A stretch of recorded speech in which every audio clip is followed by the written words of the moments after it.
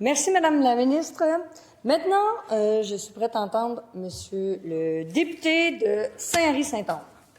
Merci beaucoup, Madame la Présidente. Évidemment, le débat sur le discours du budget, réaction de la part des oppositions. Vous ne serez pas surprise de m'entendre parler de l'hôpital Maisonneuve-Rosemont, Madame la Présidente. Évidemment, en tant que critique en santé, déception profonde, parce qu'il n'est pas dans la phase de réalisation de l'hôpital, toujours pas. Une 14e année, j'y reviendrai. Et il n'y a certainement pas de garantie pour l'accès des soins sécuritaires dans l'est de la ville de Montréal. C'est clairement pas une priorité pour le gouvernement. La CAQ met en péril l'accès aux soins dans tout l'est de Montréal en continuant de reporter le financement de la phase de réalisation d'HMR. La réalisation de ce projet ne doit pas attendre que le gouvernement se trouve un prochain chef. Il faut aller de l'avant rapidement, sans délai.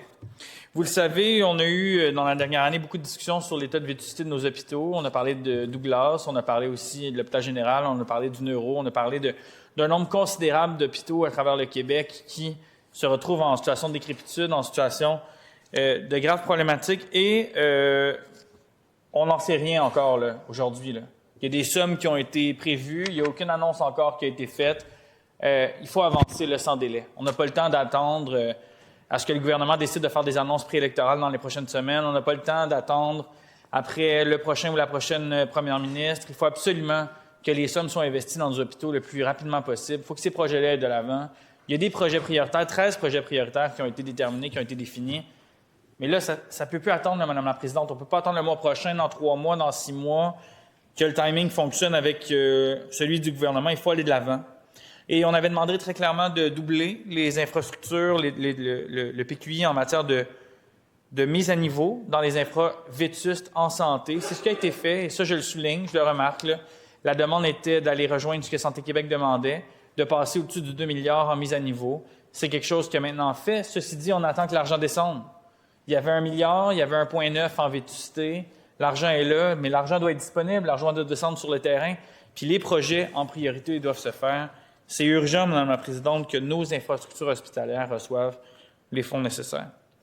Pour le reste de l'accès aux soins de santé, parce que l'infra, c'est important que nos hôpitaux aient du bon sens, mais encore faut-il qu'on ait des services à y offrir à l'intérieur. Bien là, c'est l'austérité qui s'est poursuivie, Madame la Présidente, coupe après coupe, après coupe, après coupe.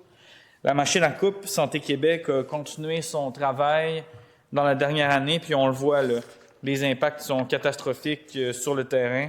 Au CIUS du Saguenay-Lac-Saint-Jean, on s'est fait demander de couper 150 000 heures travaillées, des heures directement données en soins, de réduire les dépenses de 20 millions de dollars d'ici la fin de l'exercice budgétaire la semaine prochaine.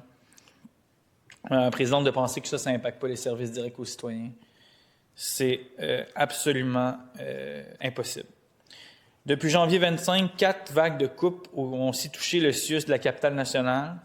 Au total, c'est 206 postes de travailleurs sociaux, d'éducateurs, de psychologues, de nutritionnistes, de kinésios, d'orthophonistes dans la région qui ont été abolis par la réforme budgétaire du gouvernement. Ça encore, c'est un impact direct de réduction des services directement offert aux citoyens qui passent à la trappe, qui passent à la tronçonneuse de la machine à coupe qui est Santé Québec.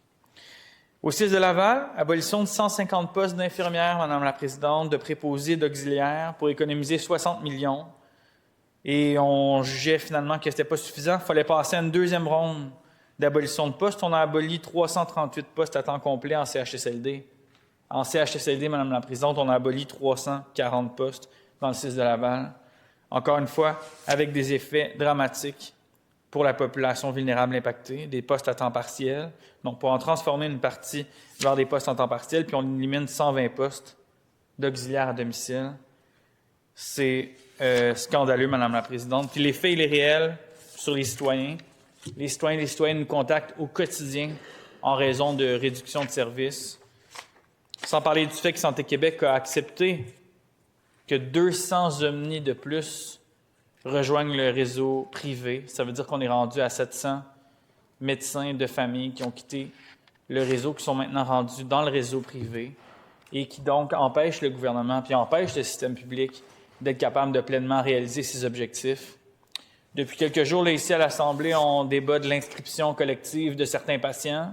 Force est de constater, puis les regroupements de patients l'ont très clairement indiqué, qu'une inscription collective, tout ce que ça donne, là, c'est une lettre. On reçoit une lettre comme quoi on est attaché à à un GMF, puis faut-il encore passer par le GAP pour encore se faire dire qu'il n'y a possiblement pas de rendez-vous, puis finir à l'urgence quand même.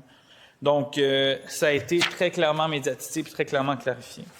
Sur le dossier de l'itinérance, Madame la Présidente, ça continue de faire mal. Vous avez lu comme moi un dossier coup de poing de la presse sur l'itinérance au féminin. Les femmes enceintes, on en a parlé dans cette chambre pas plus tard que ce matin.